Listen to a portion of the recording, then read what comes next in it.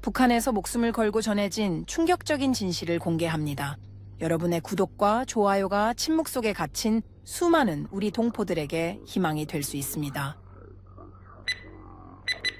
얼어붙은 두만강 위 7 여대생의 숨소리만이 새하얀 어둠을 가른다.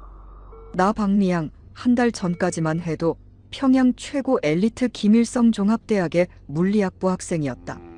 지금은 조국을 버린 배신자가 되어 죽음의 다리를 건너고 있다. 엎드려.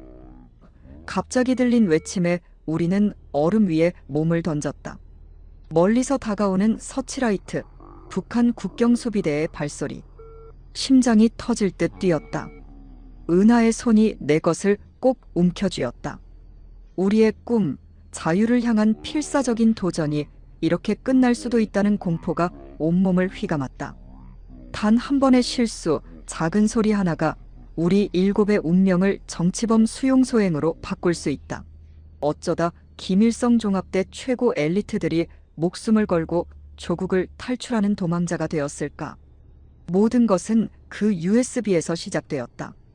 대학 도서관 특별자료실에서 우연히 발견한 작은 저장 장치가 우리의 세계관을 완전히 뒤흔들어 놓았다. 진실을 알게 된 순간 더 이상 평양에서의 삶은 불가능했다. 미향아, 움직일 시간이야. 은하의 속삭임에 다시 현실로 돌아왔다. 서치라이트가 다른 방향으로 향했다. 이제 우리 앞에는 단 200m의 얼음길만이 남았다. 저 너머가 자유의 땅, 중국이다. 평양의 여대생들이 자유를 찾아 두만강을 건너는 이 순간 우리는 돌아갈 수 없는 강을 건너고 있었다. 평양의 봄은 언제나 꽃보다 붉은 깃발이 먼저 피어난다. 김일성 종합대학 본관 앞 대형 현수막에는 위대한 수령 김일성 동지와 김정일 장군님의 사상으로 무장한 주체혁명의 믿음직한 계승자가 되자라는 구호가 펄럭이고 있었다. 나는 박미양, 평안남도 평성시 출신으로 최고인민학교와 제1중학교를 모두 최우등으로 졸업하고 김일성 종합대학 물리학부에 입학한 학생이었다. 입학식 날 아버지는 내 손을 꼭 잡고 미양아, 너는 이제 조국의 보배가 될 거야. 수령님과 장군님 그리고 원수님을 위해 열심히 공부해라라고 말씀하셨다.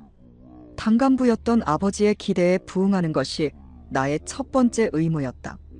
그 당시 나는 그 말의 의미를 온전히 이해했다고 생각했다. 대학 첫 학기, 나는 같은 기숙사방을 쓰게 된 리은하와 친해졌다. 은하는 함경북도 청진 출신으로 외국어 학부 영어과에 재학 중이었다. 조용하고 사려 깊은 성격의 은하는 항상 책을 읽고 있었다. 우리는 종종 캠퍼스 뒤편 대동강 산책로를 걸으며 이야기를 나눴다. 미향, 너는 왜 물리학을 선택했어? 은하가 어느 날 물었다. 우리나라의 국방력 강화에 기여하고 싶어서. 너는? 나는. 은하가 잠시 주변을 살핀 후 목소리를 낮추었다. 다른 세계의 이야기들이 궁금해서. 그 순간 은하의 눈빛에서 무언가 다른 것을 보았다. 단순한 호기심이 아닌 깊은 갈증과 같은 것이었다. 학기가 진행되면서 우리는 김선영, 최지원, 정다혜, 한소미, 오유진과도 친해졌다. 각기 다른 학부에 소속된 우리는 아침 정치학습과 저녁 생활총화 시간에 자주 마주쳤다. 선영이는 컴퓨터학과로 항상 새로운 프로그램에 대해 이야기했고 지원이는 문학부에서 주체문학을 배우고 있었다. 다혜는 의학부, 소미는 경제학부, 유진이는 나와 같은 물리학부였다. 우리가 정말로 가까워진 것은 2학년 첫 학기였다. 대학 도서관 뒤편 특별자료실에서의 일이 있었기 때문이다. 특별자료실은 당 간부 자녀나 성적 우수자만 출입할 수 있는 공간이었다. 어느 날 저녁, 나는 양자역 학과제를 위해 늦게까지 자료를 찾고 있었다. 서가 맨 뒷줄, 먼지가 쌓인 책장 뒤에서 우연히 발견한 것은 낡은 나무 상자였다.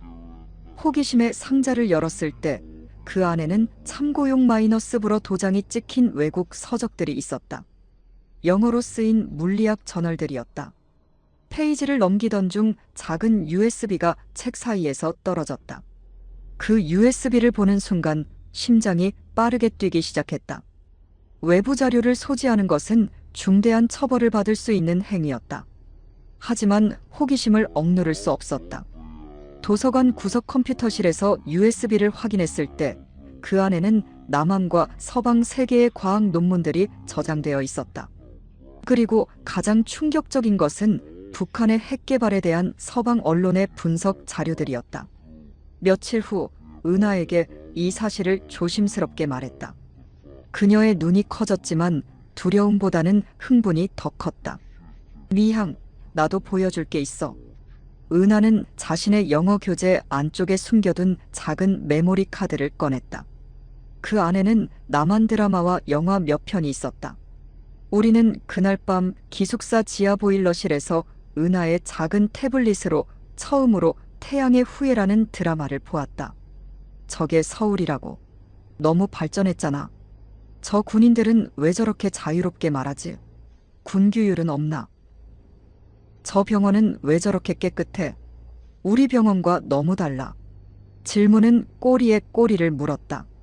우리가 배웠던 남조선 괴뢰도당의 허울뿐인 발전이라는 이미지와 화면 속 세계는 완전히 달랐다. 그날 이후 우리의 비밀 모임이 시작되었다. 처음에는 은하와 나뿐이었지만 곧 선영이 우연히 우리의 비밀을 알게 되었다. 놀랍게도 그녀도 이미 한국 음악을 몰래 듣고 있었다고 했다. 그렇게 한 명씩 신뢰할 수 있는 친구들에게 비밀이 공유되었고 결국 우리 7명이 정기적으로 만나게 되었다. 김정은 원수님의 대학 방문 소식이 전해진 것은 3학년 가을이었다. 온 대학이 발칵 뒤집혔다.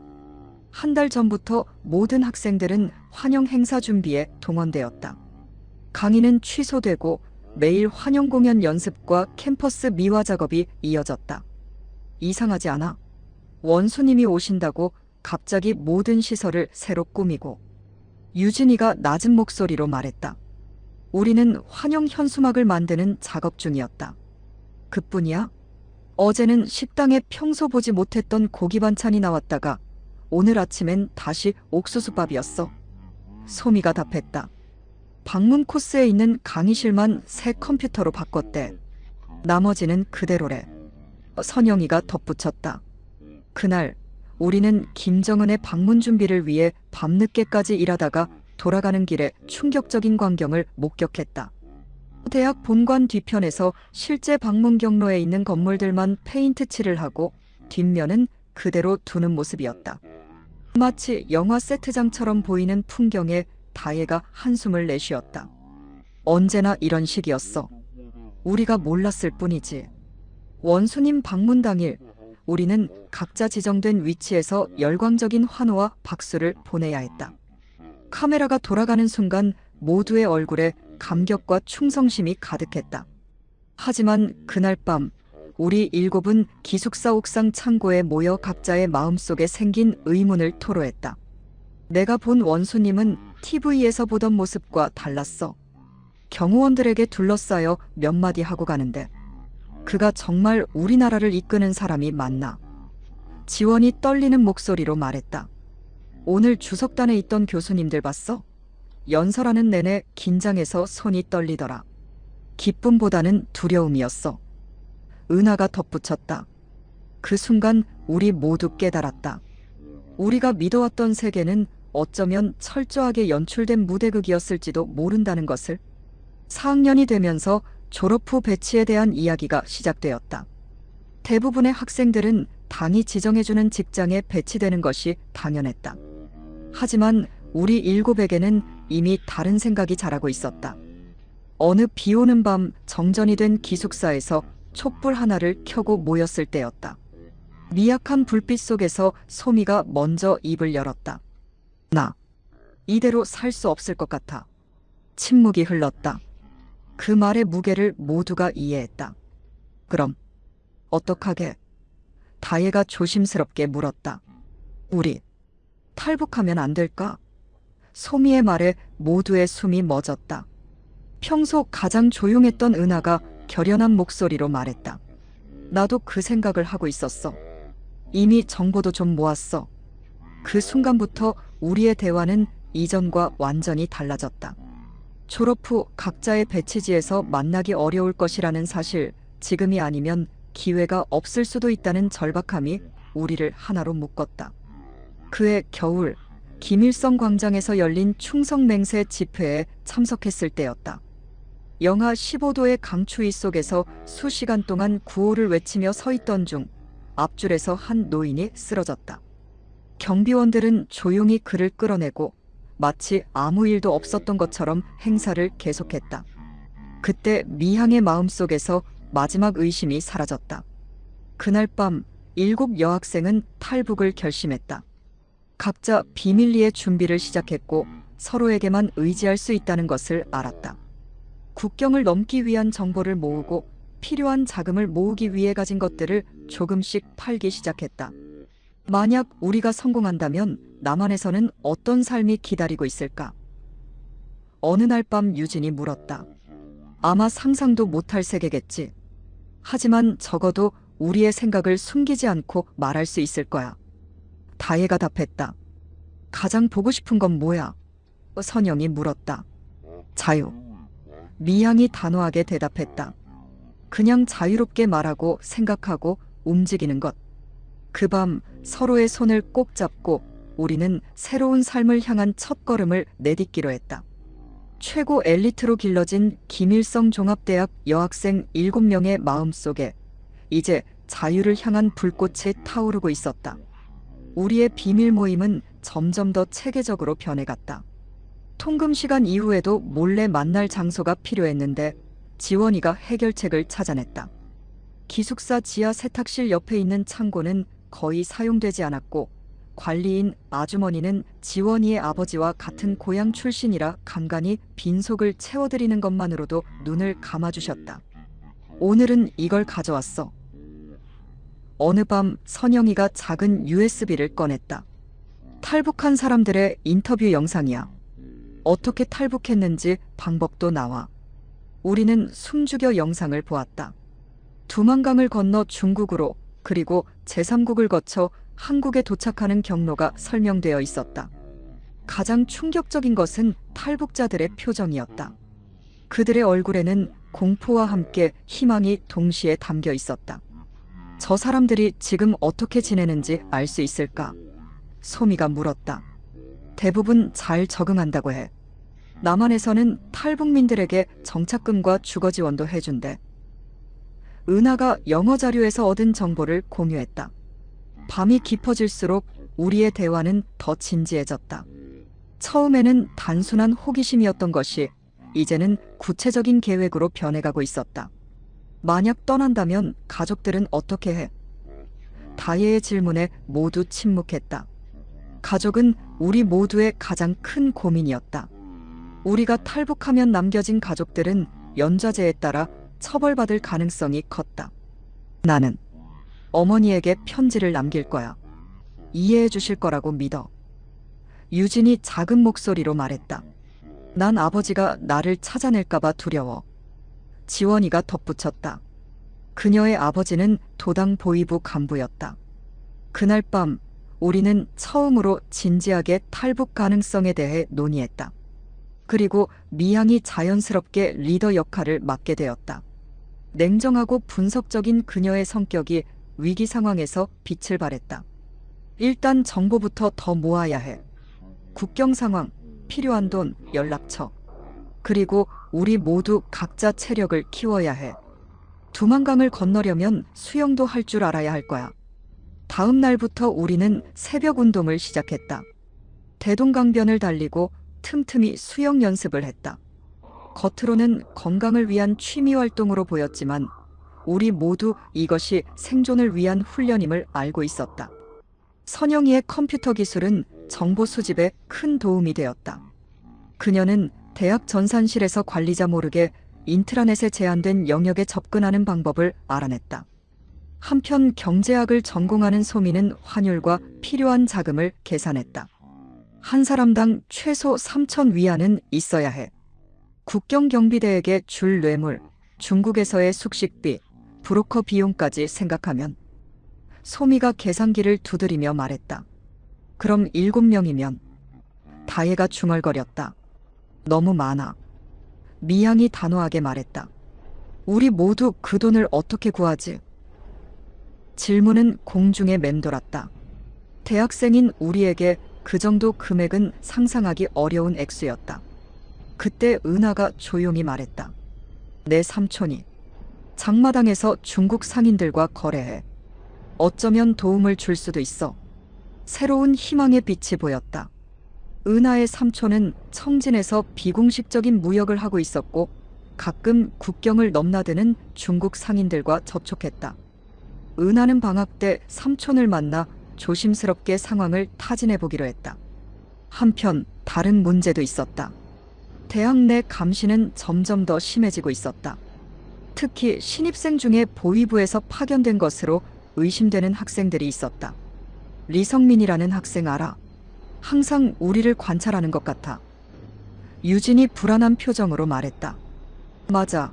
어제도 내가 도서관에서 나올 때 우연히 마주쳤어. 너무 자주 우연히 마주치는 것 같아. 지원이 덧붙였다. 우리는 더 조심하기로 했다. 모임 장소를 자주 바꾸고 한꺼번에 모이지 않고 둘셋씩 나눠서 만났다. 대화할 때도 비유적인 표현을 사용했다. 탈북은 여행으로, 국경은 문으로, 브로커는 가이드로 바꿔 말했다. 방학이 다가오면서 첫 번째 탈북 시도를 계획했다. 은하가 삼촌의 도움으로 국경 브로커와 연결되었고 미양과 은하 두 사람이 먼저 가서 상황을 살핀 후 나머지를 불러들이기로 했다. 하지만 계획은 실패로 돌아갔다. 은하와 미양이 함경북도 회령시에 도착했을 때 브로커는 나타나지 않았다. 대신 국경 경비가 갑자기 강화되었다는 소식만 들렸다. 그들은 어쩔 수 없이 평양으로 돌아왔다. 그 브로커가 우리를 속인 거야. 돈만 받고 사라졌어. 미양이 분노에 차서 말했다. 아니야. 삼촌 말로는 진짜 단속이 심해졌대. 중국에서 돌아오던 사람들이 모두 붙잡혔다고. 은하가 설명했다. 첫 실패 후 우리 그룹 내에 불화가 생기기 시작했다. 소미와 다혜는 탈북 계획이 너무 위험하다고 생각했고 유진과 지원은 더 신중해야 한다고 주장했다. 반면 미향, 은하, 선영은 계속 시도해야 한다고 확신했다. 우리가 지금 포기하면 영원히 여기 갇히게 돼. 미향이 단호하게 말했다. 하지만 다음번에 실패하면 모두 정치범 수용소로 갈 수도 있어. 소미가 반박했다. 긴장된 침묵이 흘렀다. 그때 평소 차분하던 다혜가 일어섰다. 나는 갈 거야. 두려움 때문에 평생 후회하며 살고 싶지 않아. 그녀의 결단에 모두 놀랐다. 의학부에서 최우등생이었던 다혜는 졸업 후 평양의 좋은 병원에 배치될 것이 거의 확실했다. 왜? 지원이 물었다. 지난 실습 때 봤어. 당 간부들은 최고의 치료를 받는데 일반 주민들은 기본적인 약도 없어서 죽어가. 나는 그런 의사가 되고 싶지 않아. 다혜의 말은 우리 모두의 마음을 다시 하나로 모았다. 각자의 전공 분야에서 보았던 부조리와 모순들이 우리를 탈북이라는 극단적 선택으로 이끈 것이었다. 다시 계획을 세우기 시작했지만 이번에는 더 신중했다. 선영이가 인터넷에서 찾은 정보에 따르면 겨울에 두만강이 얼었을 때가 가장 안전하다고 했다. 우리는 겨울방학을 목표로 준비하기로 했다. 그러나 예상치 못한 위기가 찾아왔다. 어느 날 소미가 대학 보위부에 불려갔다. 그녀가 돌아왔을 때 얼굴은 창백했다. 그들이 내 노트북을 조사했어. 다행히 모든 파일은 암호화되어 있었지만 의심을 사고 있어. 우리는 즉시 모든 디지털 증거를 없애기로 했다. USB와 메모리 카드를 물에 담가 파괴하고 노트북의 하드드라이브를 초기화했다. 종이에 적은 메모는 모두 불태웠다. 소미의 신문은 계속되었다. 우리는 그녀가 무너지지 않을까 걱정했다. 그러나 소미는 놀라운 강인함을 보여주었다. 내가 경제학 논문 연구를 위해 자료를 모으고 있었다고 말했어. 외부 경제 이론을 비판하기 위한 목적이라고. 소미가 설명했다. 그들이 믿었어. 미양이 물었다. 완전히는 아닌 것 같아. 하지만 증거는 없으니까. 소미의 위기는 간신히 넘겼지만 우리는 이제 감시 대상이 되었다는 것을 알았다. 평소처럼 행동하는 것이 중요해졌다. 정치학습에 더 열심히 참여하고 방과 후 활동도 적극적으로 했다. 겉으로는 완벽한 체제 수능자로 보이기 위해 노력했다. 그러나 밤이 되면 우리의 진짜 계획이 진행되었다. 은하의 삼촌을 통해 새로운 브로커를 소개받았고 이번에는 더 신뢰할 수 있는 사람이었다. 그는 구체적인 탈북 경로와 날짜를 제안했다. 12월 15일 새벽 3시 회령시 외곽의 강변에서 만나기로 했어. 은하가 전했다. 날짜가 다가올수록 우리의 긴장감은 고조되었다. 평생을 살아온 조국을 떠난다는 것, 다시는 가족을 못 볼지도 모른다는 생각이 우리를 괴롭혔다. 하지만 자유를 향한 갈망이 더 컸다. 마지막 회의에서 미향이 모두에게 물었다. 정말 갈 거야. 지금이라도 마음을 바꿀 수 있어. 7쌍의 눈이 서로를 바라보았다. 두려움, 결에 희망이 뒤섞인 눈빛이었다. 나는 간다. 은하가 먼저 대답했다. 나도. 선영이 뒤를 이었다. 함께 가자. 오다해, 소미, 유진, 지원이 차례로 말했다. 미향은 잠시 침묵했다가 고개를 끄덕였다. 우리가 모두 자유를 찾을 수 있을 거야. 반드시. 떠나기 전날 밤 우리는 마지막으로 평양의 밤하늘을 바라보았다. 대동강 너머로 보이는 주체사상탑의 불빛이 밤하늘에 붉게 빛나고 있었다. 다시 이 하늘을 볼 수 있을까? 지원이 물었다. 언젠가는. 자유로운 하늘 아래서. 미향이 대답했다. 우리는 서로의 손을 꼭 잡았다. 내일이면 모든 것이 달라질 것이다. 죽음의 위험을 무릅쓰고 국경을 넘거나 붙잡혀 수용소로 끌려가거나 그 어느 쪽이든 지금 이 순간은 우리의 마지막 평양의 밤이었다. 지금 아니면 영원히 못 간다. 미향이 작은 목소리로 말했다. 그 말에 우리 모두는 결심을 굳혔다. 내일 우리는 자유를 향해 달려갈 것이다. 평양을 떠나기 위한 준비는 철저히 진행되었다. 미향이 작성한 계획표에 따라 우리 모두는 맡은 역할이 있었다. 겨울방학이 시작되면 각자 고향으로 돌아가는 척하고 함경북도 회령에서 다시 만나는 것이 기본 계획이었다. 가장 중요한 것은 아무에게도 의심받지 않고 자연스럽게 대학을 떠나는 것이었다. 짐은 최소한으로 챙겨. 겨울 옷과 신발이 제일 중요해. 두만강을 건너면 젖을 테니 여벌 옷도 필요해. 미향이 마지막 모임에서 지시했다. 신분증은 어떻게? 국내 이동할 때도 검문이 있을 텐데. 다혜가 물었다. 각자 자기 신분증으로 함경북도까지는 합법적으로 이동해.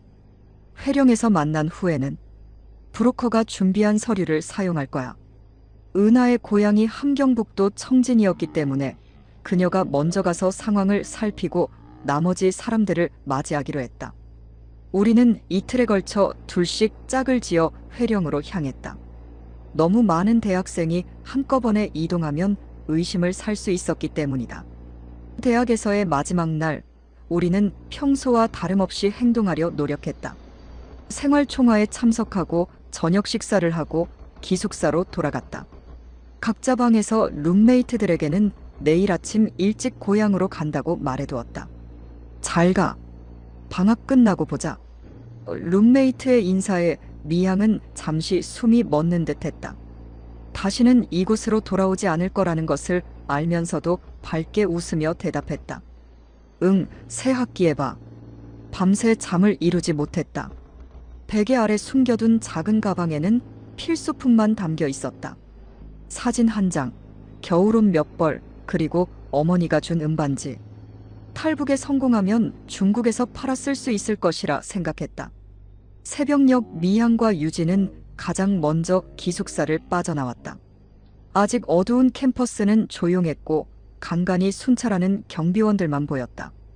그들은 미리 준비한 방학 귀향 증명서를 들고 대학 정문을 통과했다. 다행히 평소와 다름없는 방학 귀가로 보였던 모양이다. 지금부터가 진짜 시작이야. 평양역으로 가는 길에 미양이 속삭였다.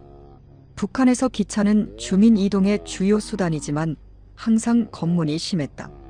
미양과 유진은 평양에서 함흥까지 가는 기차표를 샀다. 그곳에서 청진행 기차로 갈아탈 계획이었다. 기차는 새벽 6시에 출발했다. 낡은 객차 안은 이미 사람들로 가득 차 있었다. 대부분 장마당에서 장사할 물건을 가득 싣고 가는 등짐 장사들이었다.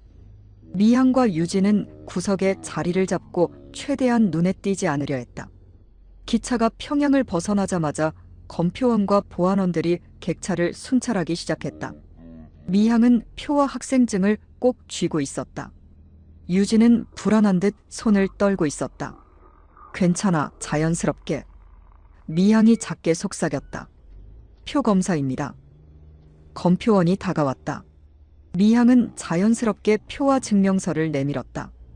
검표원은 무표정하게 확인한 후 다음으로 넘어갔다. 첫 번째 관문은 통과한 셈이었다. 함흥에 도착한 것은 오후 3시였다. 그곳에서 청진행 기차로 갈아타야 했지만 다음 기차는 다음 날 아침에 있었다. 그들은 역 근처 여인숙에서 하룻밤을 보내기로 했다. 나머지 애들은 어떻게 됐을까? 유진이 불안하게 물었다. 지금쯤 다혜와 소미는 평양을 출발했을 거야. 은하는 이미 청진에 도착했고 여인숙은 허름했지만 깨끗했다. 주인 아주머니는 학생증을 보고 별다른 의심 없이 방을 내주었다. 방에 들어서자마자 유진이 흐느꼈다. 이제 정말 돌아갈 수 없는 강을 건너는 거지. 우리 가족은 어떻게 될까? 미향은 유진의 손을 꼭 잡았다. 우리가 성공하면 언젠가는 가족들도 데려올 수 있을 거야. 다음 날 청진행 기차를 탔고 저녁 무렵 청진에 도착했다. 역 앞에서 은하가 기다리고 있었다. 그녀는 평소보다 창백해 보였지만 우리를 보자 환하게 웃었다. 다른 애들은? 미향이 물었다. 선영이랑 지원이는 어제 도착했어. 지금 내 삼촌 집에 있어. 다혜랑 소미는 아직 연락이 없어. 다행히 몇 시간 후 다혜와 소미도 무사히 청진에 도착했다는 연락이 왔다. 은하의 삼촌은 청진시 외곽에 작은 집을 갖고 있었는데 우리를 위해 하룻밤 묵을 수 있게 해주었다. 그는 우리의 계획에 대해 정확히 알지는 못했지만 은하의 부탁을 거절할 수 없었던 모양이다. 내일 아침 회령으로 가는 버스가 있어. 그걸 타고 가면 돼. 은하의 삼촌이 말했다. 하지만 조심해야 해. 요즘 국경지대는 단속이 심해. 우리는 그날 밤 은하 삼촌의 집에서 모두 모였다. 7명이 좁은 방에 옹기종기 모여 앉아 마지막 계획을 점검했다. 회령에 도착하면 브로커를 만날 거야. 그가 국경까지 안내해 줄 거고 중국 쪽에서는 그의 동료가 우리를 맞이할 거야. 미향이 설명했다. 비용은? 소미가 물었다. 한 사람당 2,000위안씩 총 14,000위안. 미향이 대답했다. 그것은 우리가 모든 귀중품을 팔아 겨우 모은 금액이었다. 다음 날 아침 우리는 회령행 버스에 올랐다. 버스는 낡고 냄새가 심했지만 우리에겐 자유로 가는 마지막 교통수단이었다. 창밖으로 보이는 풍경은 평양과 완전히 달랐다. 황폐한 들판, 기운 없이 걸어가는 사람들, 연기 없는 공장 굴뚝들. 이것이 우리가 알지 못했던 진짜 북한의 모습이었다. 회령에 도착한 것은 오후 4시경이었다. 버스 정류장에서 우리를 기다리고 있던 사람은 40대 중반으로 보이는 남자였다. 그는 은하에게 다가와 작게 말했다. 청진에서 왔습니까? 약속된 암호였다. 은하가 고개를 끄덕이자 그는 우리를 한적한 곳으로 안내했다. 저는 김철수입니다. 오늘 밤 국경을 넘을 겁니다. 지금은 기다려야 합니다. 그는 우리를 회령 외곽의 한 창고 같은 곳으로 데려갔다. 그곳에는 이미 몇 명의 사람들이 기다리고 있었다. 그들도 우리처럼 국경을 넘으려는 사람들이었다. 돈은 지금 주세요. 김철수가 요구했다. 미양은 망설였다. 돈을 먼저 주면 속을 수도 있다는 걱정이 들었다. 반만 드리겠습니다. 나머지는 강을 건너고 나서요. 김철수는 불만스러워 보였지만 동의했다. 그렇게 우리는 어두워질 때까지 창고에서 기다렸다. 낯선 사람들 사이에 앉아있는 동안 공포와 기대가 뒤섞인 감정이 밀려왔다. 진짜 오늘 밤이면 자유의 땅을 밟는 거야. 지원이가 떨리는 목소리로 말했다. 해가 저물자 김철수가 돌아왔다. 그는 우리에게 검은색 외투를 나눠주었다. 이걸 입으세요. 눈 위에서 덜 눈에 띕니다. 밤 11시 우리는 창고를 떠났다.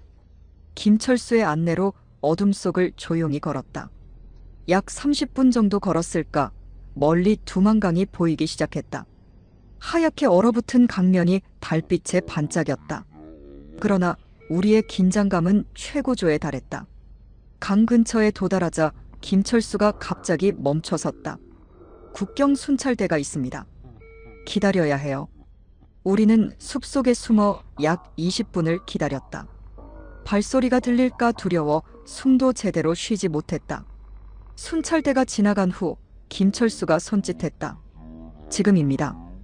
빨리 움직이세요. 우리는 가파른 언덕을 내려가 강가에 도착했다. 두만강은 완전히 얼어 있었지만 얼음이 얼마나 단단한지 확신할 수 없었다. 중간에 물이 흐르는 곳이 있습니다. 조심하세요. 김철수가 경고했다. 미향이 먼저 발을 내디뎠다. 얼음이 신음하는 소리가 났지만 다행히 깨지지는 않았다. 그녀를 따라 한 명씩 강을 건너기 시작했다.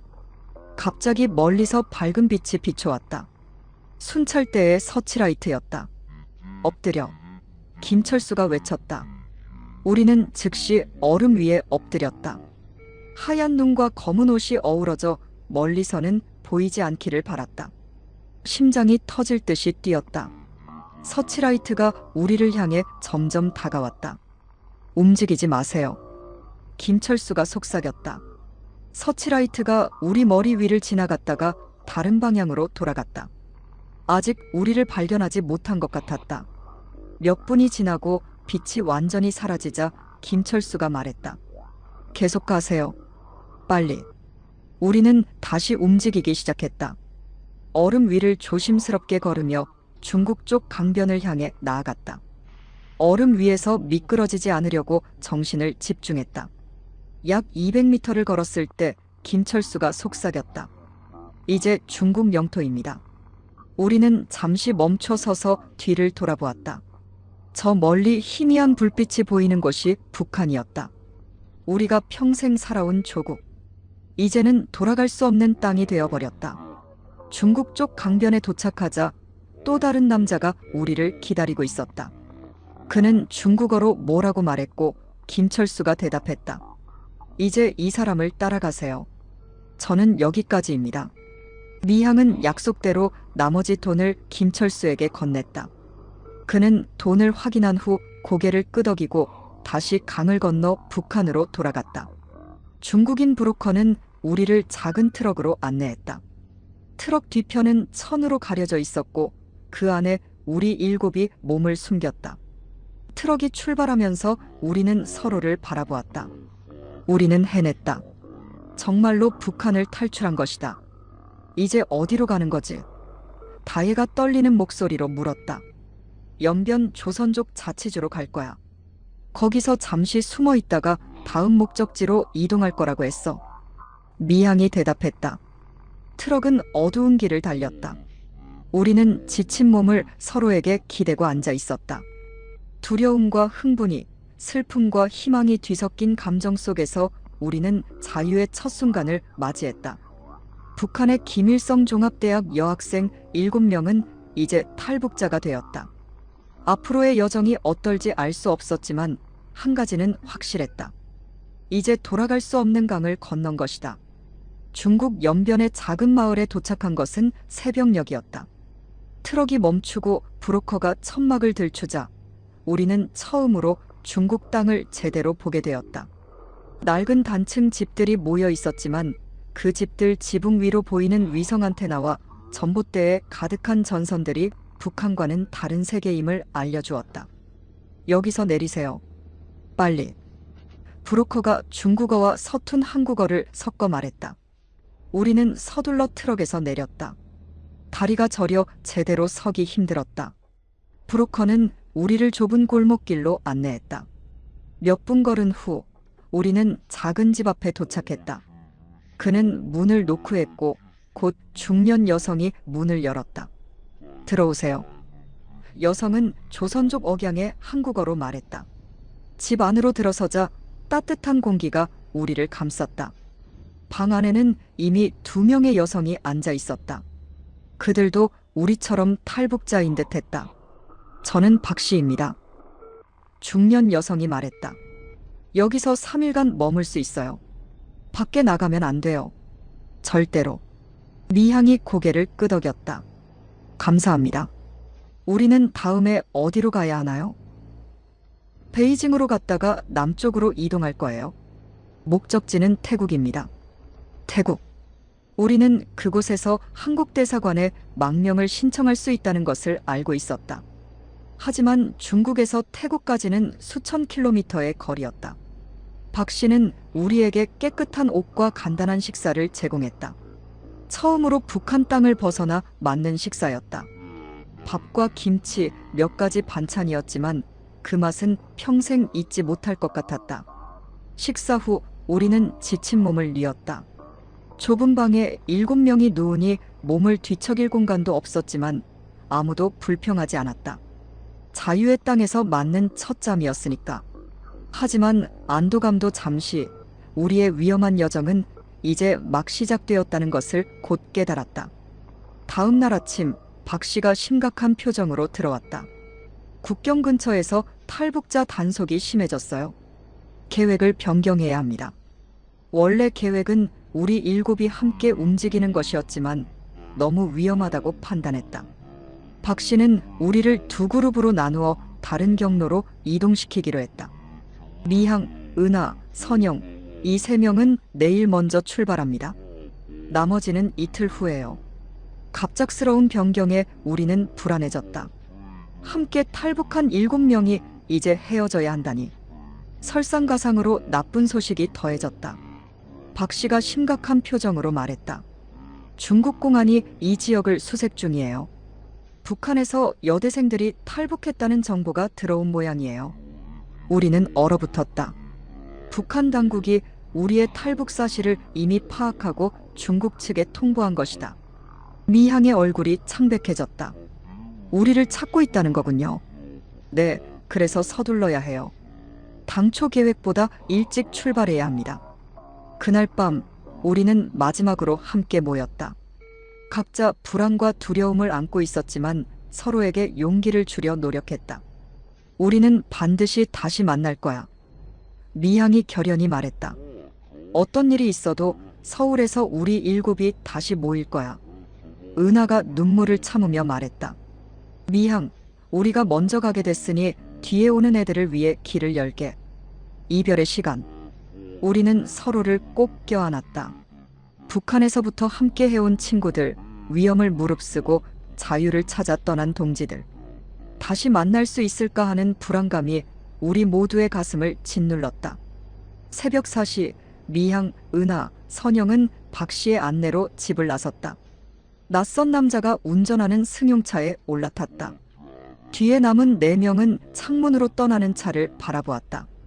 다시 만날 때까지 각자가 살아남아야 했다. 미향의 그룹은 승용차로 약 5시간을 달려 선양이라는 도시에 도착했다. 그곳에서 그들은 다른 브로커에게 인계되었고 기차를 타고 베이징으로 향했다. 신분증 검사가 있을 거예요. 절대 말하지 마세요. 조선족이라고 할게요. 브로커가 지시했다. 베이징행 기차 안에서 미향의 그룹은 처음으로 중국의 발전상을 제대로 목격했다. 고속으로 달리는 기차, 창밖으로 보이는 높은 빌딩들, 사람들이 자유롭게 사용하는 휴대전화. 모든 것이 신기했다. 저기 봐, 사람들이 전부 핸드폰을 갖고 있어. 선영이 낮은 목소리로 말했다. 저 건물들 너무 높아. 평양에서도 본 적 없어. 은하가 덧붙였다. 하지만 그들의 여정은 순탄치 않았다. 베이징에 도착한 후 그들을 맞이한 브로커가 갑자기 계획을 변경했다. 쿤밍으로 가는 계획이 취소됐어요. 공안이 경계를 강화했어요. 또 다른 위기였다. 미양이 물었다. 그럼 어떻게 하죠? 광저우로 가야 해요. 그곳에서 새로운 계획을 세울 거예요. 한편 회령에 남겨진 다혜, 소미, 유진, 지원은 더 큰 위기에 처했다. 약속된 출발 날짜 전날 갑자기 박 씨가 들어와 긴급하게 말했다. 공안이 이 마을에 들어왔어요.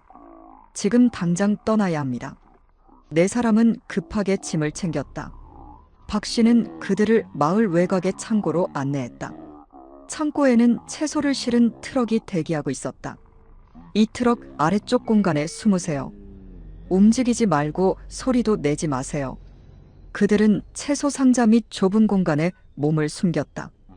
트럭은 출발했고 숨막히는 여정이 시작되었다. 공기는 탁했고 트럭이 울퉁불퉁한 길을 지날 때마다 몸이 부딪혔다. 얼마나 더 가야 하지? 지원이 작은 목소리로 물었다. 모르겠어. 그냥 견디자. 다혜가 대답했다. 6시간쯤 지났을까 트럭이 멈추고 누군가 화물칸 문을 열었다. 박 씨와는 다른 남자였다. 나오세요. 빨리. 그들은 비틀거리며 트럭에서 내렸다. 주변은 어두웠고 작은 창고 같은 곳이었다. 여기가 어디죠? 소미가 물었다. 창촌입니다. 여기서 하룻밤 묵고 내일 다시 이동합니다. 미향의 그룹은 광저우에 도착했다. 그곳에서 그들은 작은 공장 기숙사에 숨어 지냈다. 브로커는 그들에게 중국 옷을 사주고 머리 스타일도 변경하게 했다. 조선족으로 위장해야 해요. 말투를 조심하세요. 며칠이 지나고 마침내 베트남 국경으로 이동할 계획이 세워졌다. 그들은 광시성 난닝을 거쳐 베트남 국경으로 향했다. 국경지대에 가까워질수록 긴장감은 고조되었다. 국경에서 검문이 심해요. 우리는 여행객으로 위장할 거예요. 브로커가 설명했다. 그들은 중국 여행객들이 많이 이용하는 국경 검문소를 통과하기로 했다. 브로커는 그들에게 관광객용 모자와 가방을 주었다. 미향은 심장이 터질 것 같았다. 검문소 앞에 도착했을 때 검문을 하는 공안의 모습에 셋 다 얼어붙었다. 브로커가 먼저 검문을 받고 이어서 미향과 은하, 선영이 차례로 나갔다. 여권, 공안이 말했다. 브로커가 준비한 가짜 증명서를 내밀었다. 공안은 서류를 자세히 살펴보더니 갑자기 무전기를 들었다. 무언가 잘못됐다는 걸 직감한 미향은 본능적으로 은하와 선영의 손을 잡아 끌었다. 뛰어! 그들은 검문소 옆으로 달렸다. 순간 고함 소리와 함께 휘파람 소리가 들렸다. 공안들이 쫓아오고 있었다. 미향, 은하, 선영은 국경 근처 숲으로 뛰어들었다. 숨이 턱까지 차올랐지만 멈출 수 없었다. 그들의 머릿속에는 하나의 생각만 있었다. 베트남 쪽으로, 그냥 베트남 쪽으로 달려야 해. 숲을 한참 달리다 그들은 작은 개울에 도착했다. 은하가 숨을 헐떡이며 말했다. 이게 국경선인가? 확실하지 않아. 하지만 계속 가야 해. 미향이 대답했다. 그들은 개울을 건너고 계속 남쪽으로 달렸다. 얼마나 달렸을까? 숲이 끝나고 작은 마을이 보였다. 간판은 베트남어로 쓰여 있었다. 우리 해냈어? 선영이 믿기지 않는다는 듯 말했다. 그들은 마을 입구에서 마주친 현지인에게 손짓으로 물었다. 남자는 베트남어로 뭐라고 대답했지만 알아들을 수 없었다. 하지만 그의 몸짓을 보니 확실히 여기는 베트남이었다. 한편 창춘에 머물던 다혜, 소미, 유진, 지원은 다른 경로로 이동했다. 그들은 상하이로 이동한 후 배를 통해 동남아로 가는 계획이었다. 하지만 대도시 상하이에서는 검문이 더 심했다. 그들을 인계받은 브로커는 말했다. 지금 너무 위험해요. 계획을 변경해야 합니다. 새 계획은 더 위험했다. 상하이에서 화물선을 타고 한국으로 직접 가는 것이었다. 불법이고 위험한 방법이었지만 다른 선택이 없었다. 화물 컨테이너에 숨어야 해요. 36시간 정도 걸릴 거예요. 네 사람은 서로를 바라보았다. 두려움이 가득한 눈빛이었지만 결국 그들은 동의했다. 이틀 후 야간에 그들은 브로커의 안내로 상하이 항구에 도착했다. 브로커는 항구 노동자에게 뭔가를 건네고 그는 그들을 화물구역으로 안내했다. 이 컨테이너에 타세요. 인천항에 도착하면 한국 사람이 여러분을 꺼낼 거예요. 컨테이너 안은 좁고 어두웠다.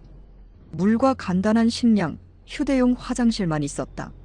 문이 닫히자 암흑 속에서 네 사람은 서로의 손을 꼭 잡았다. 우리 꼭 살아서 만나자. 미향이랑 다른 애들도. 다혜가 떨리는 목소리로 말했다. 베트남에 도착한 미향, 은하, 선영은 다행히 현지 탈북 지원 단체와 연결되었다. 그들은 몇 주간 베트남에 머물며 다음 단계를 준비했다. 목표는 태국이었다. 태국에 도착하면 한국 대사관에 망명 신청을 할 수 있어요. 지원 단체 활동가가 설명했다. 베트남에서 캄보디아를 거쳐 태국으로 가는 길은 험난했다.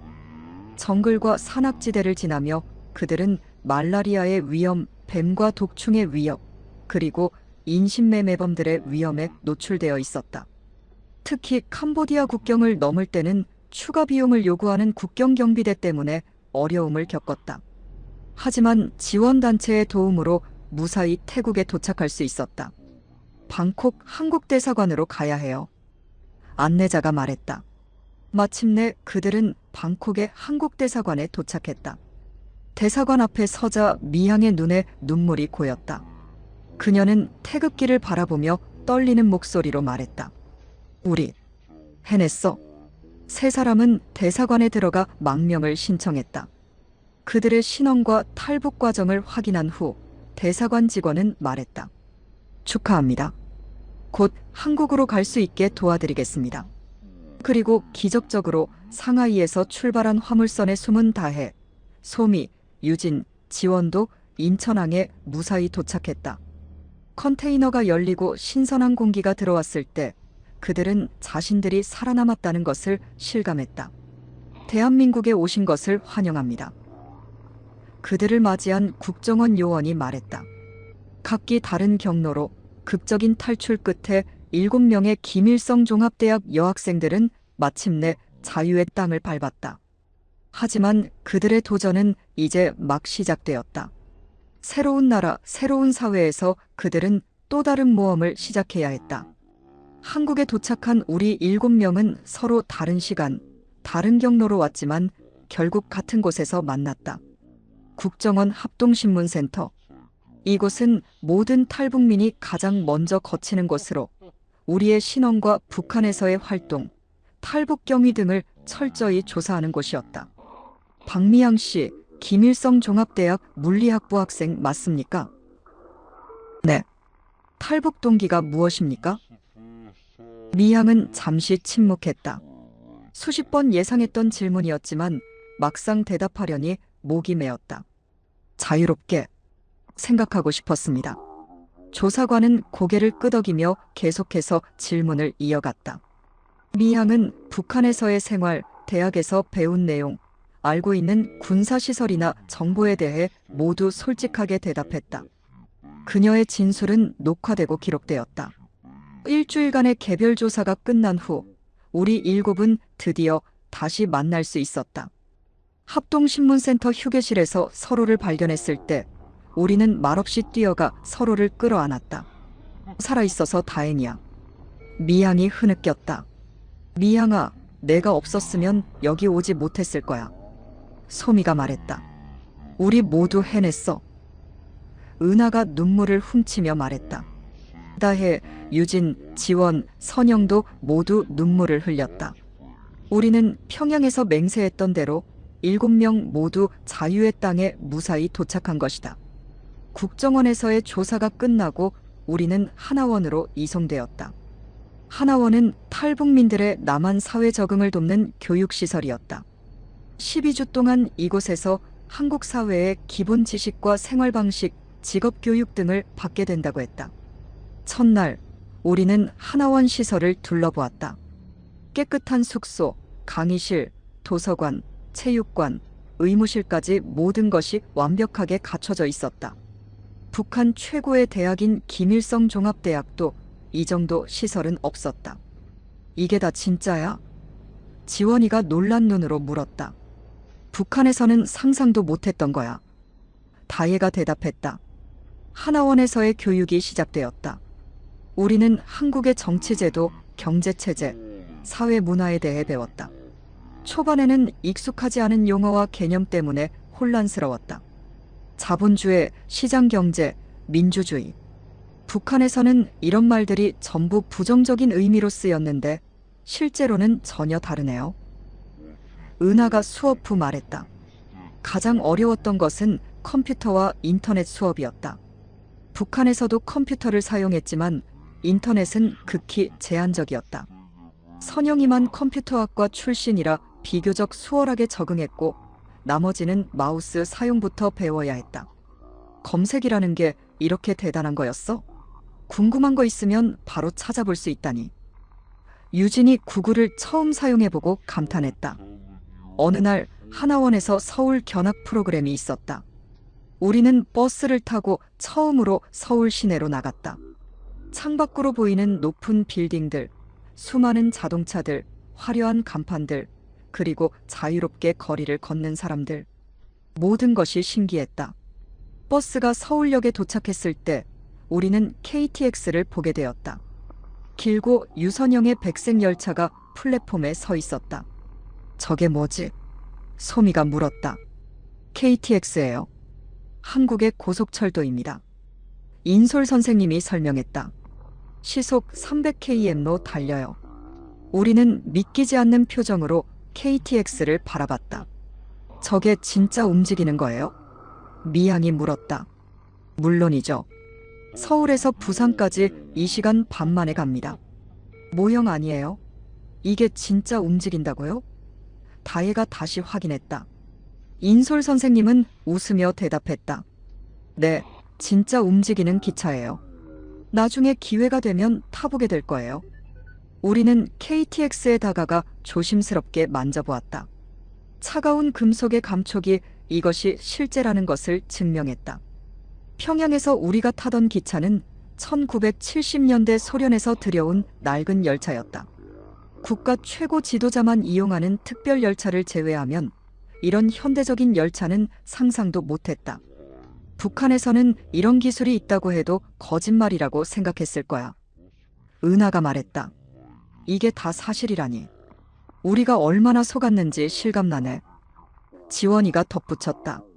KTX를 보며 우리는 북한에서 배웠던 남조선은 미제의 식민지로 가난하고 낙후되었다는 선전이 얼마나 거짓이었는지 또 한 번 깨달았다.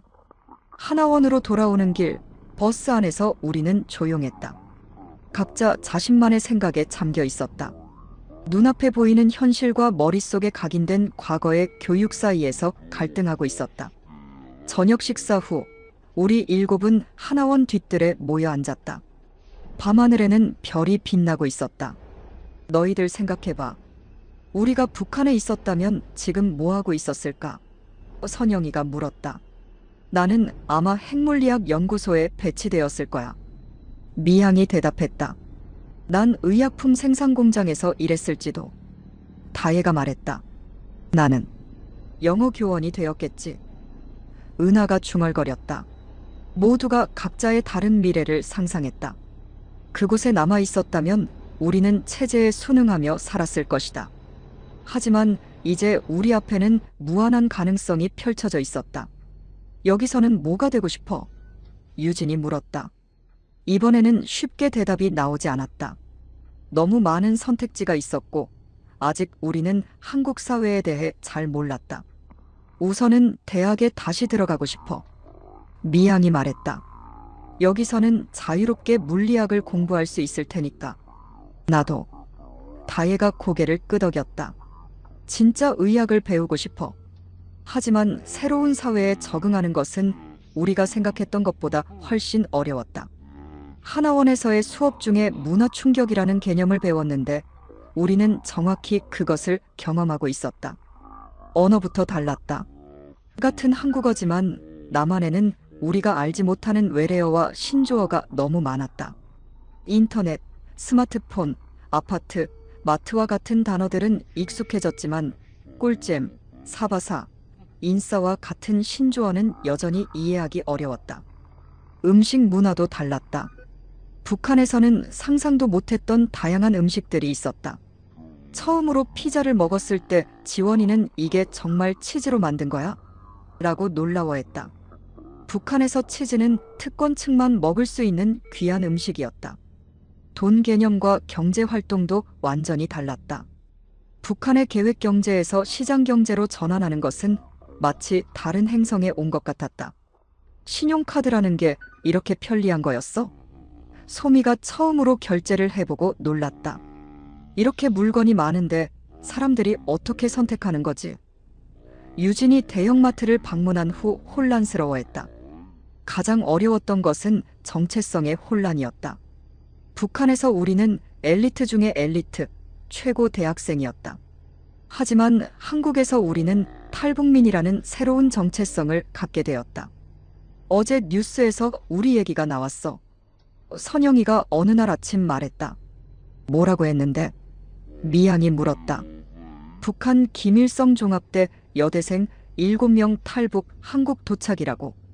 인터뷰도 요청이 왔대. 언론의 관심은 우리를 더 불안하게 만들었다. 우리는 북한에 남겨진 가족들이 걱정되었다.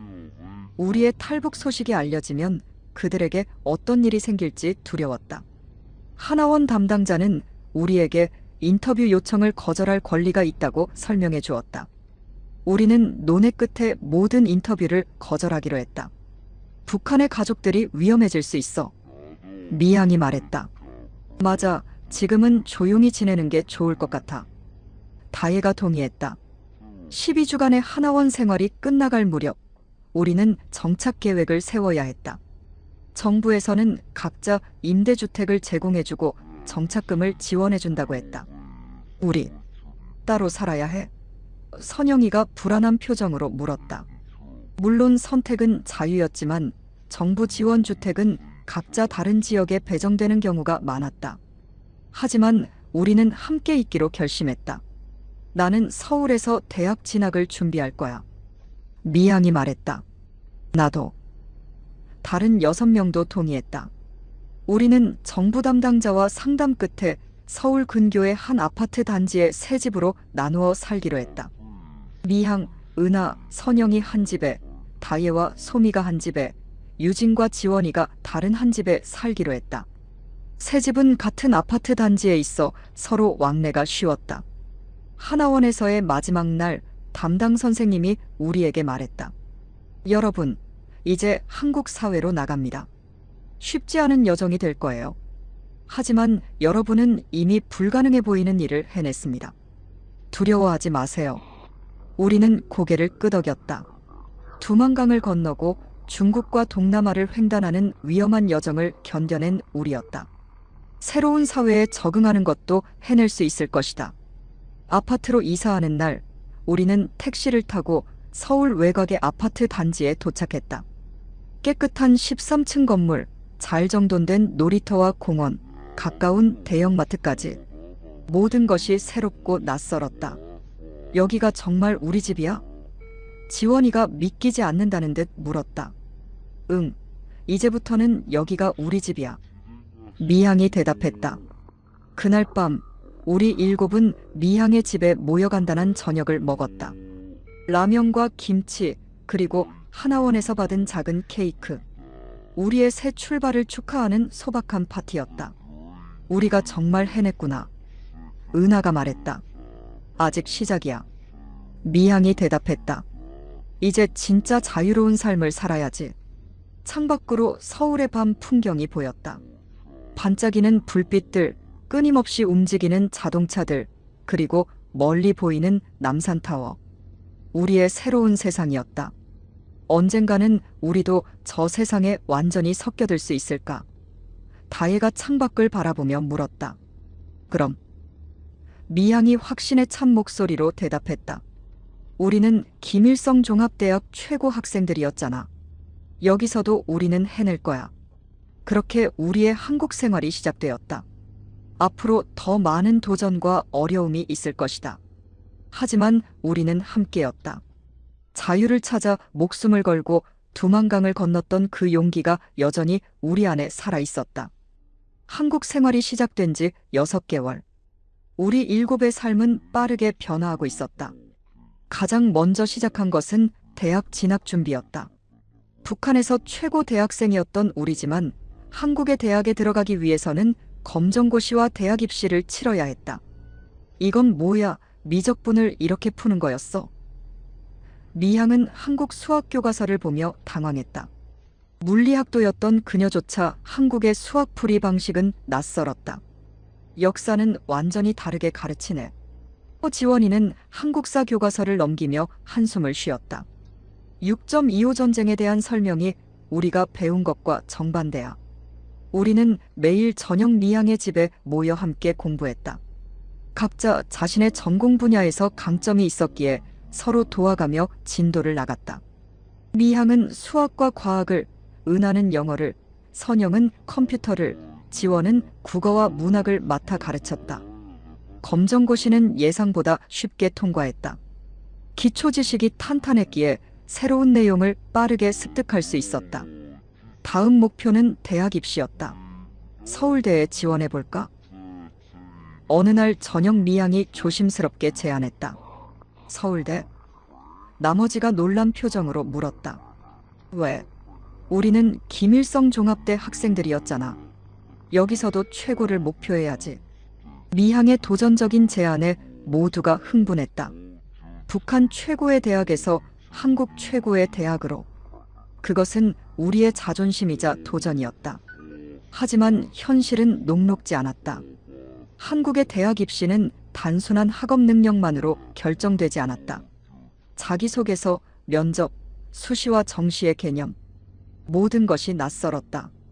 탈북민 대학생 멘토링 프로그램에서 만난 선배 탈북민 학생이 조언해 주었다. 정시보다는 수시 전형이 유리해요. 특히 탈북 학생 특별 전형이 있는 대학들을 노려보세요. 우리는 각자의 전공과 목표에 맞춰 대학을 선택했다. 미향은 서울대 물리학과, 은하는 이화여대 국제학부, 선영은 고려대 컴퓨터공학과, 다혜는 연세대 의과대학, 소미는 서강대 경제학과, 유진은 서울대 화학과, 지원은 성균관대 국문학과를 목표로 삼았다. 입시 준비 과정에서 우리는 한국 사회에 더 깊이 들어가게 되었다. 도서관, 독서실, 카페에서 공부하며 한국 학생들과 자연스럽게 교류했다. 너희는 북한에서 왔어? 우와, 대단하다.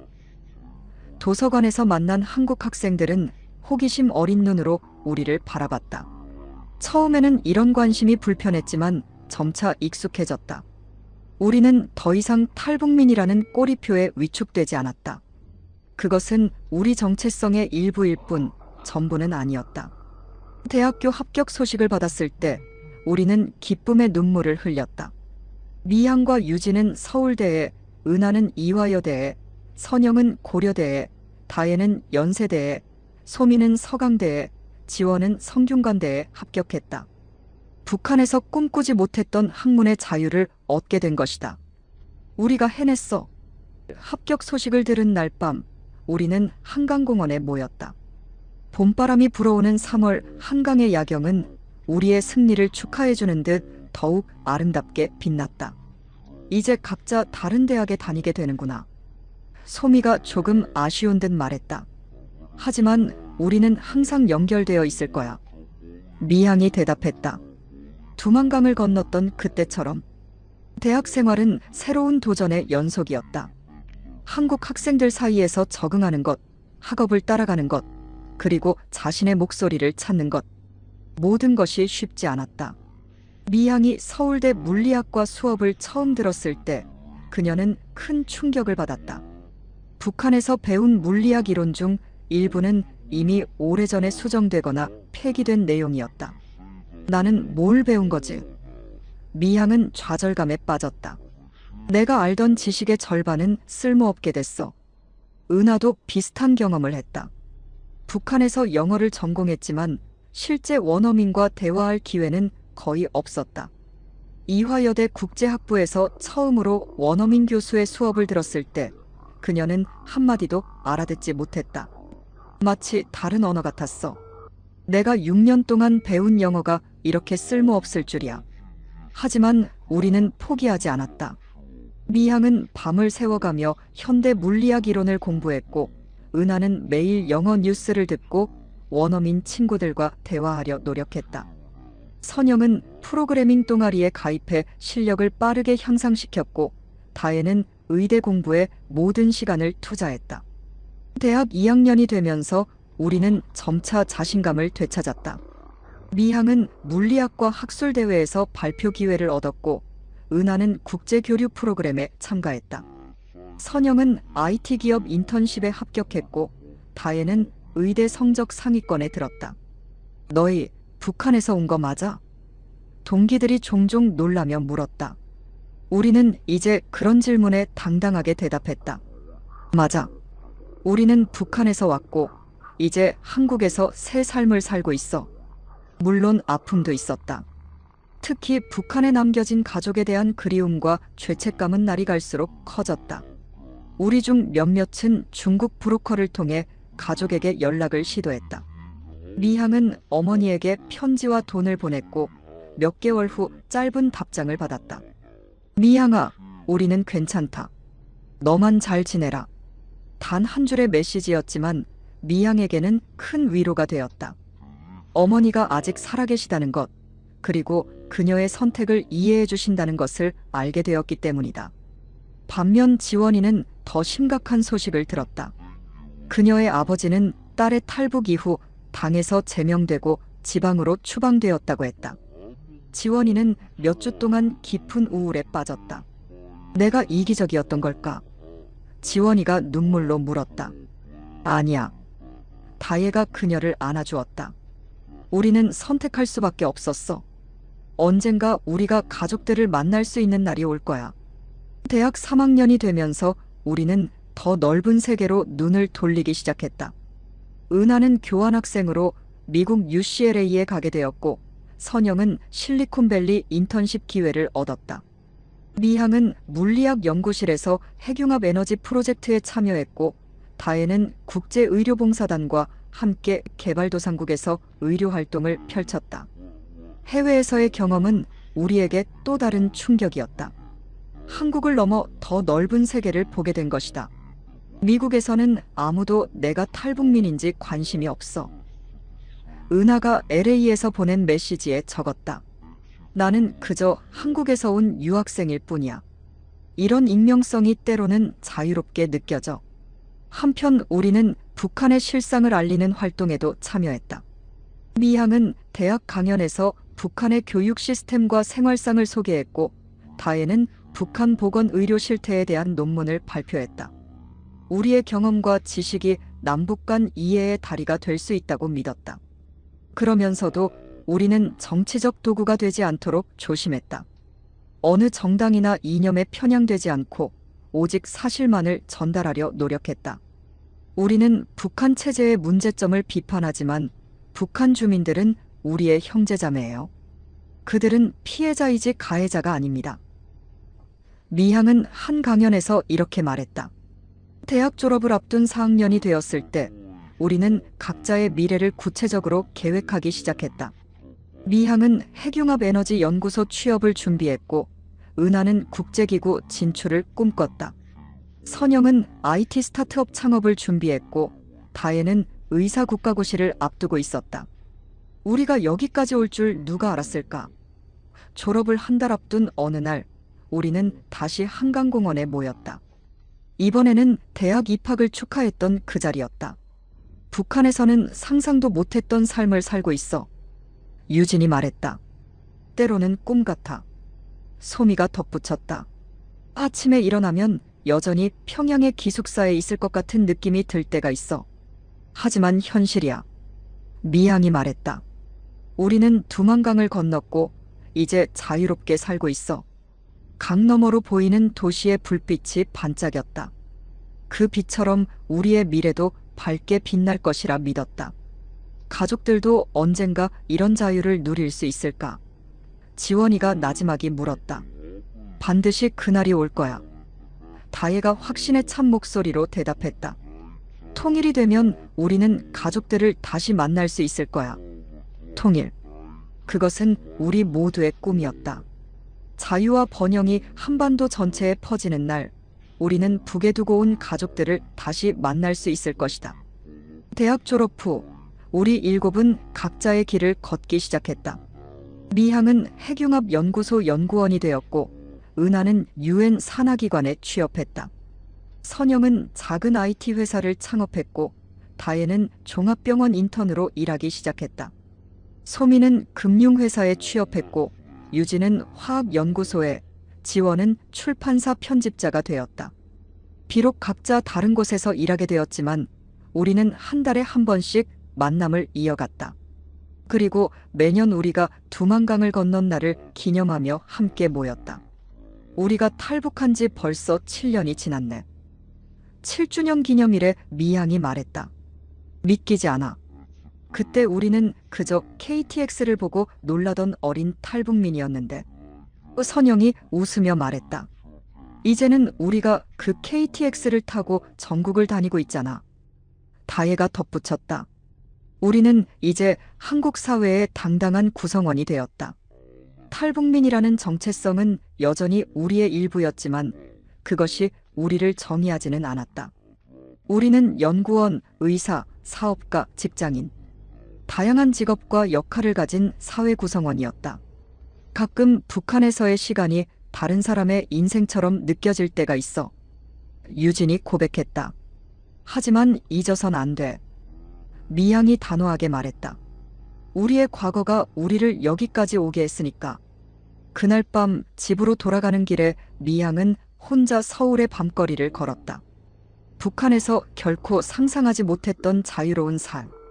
그녀는 문득 7년 전 처음 KTX를 보고 놀라던 자신을 떠올렸다. 이게 진짜 움직인다고요?